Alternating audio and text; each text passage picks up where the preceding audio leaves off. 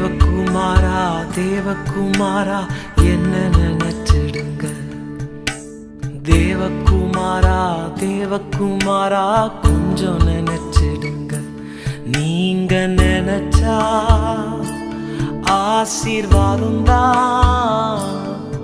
என்ன மறந்தா எங்கே போவேன்னா, நீங்க நினைச்சா ஆசீர்வாதம் தான்.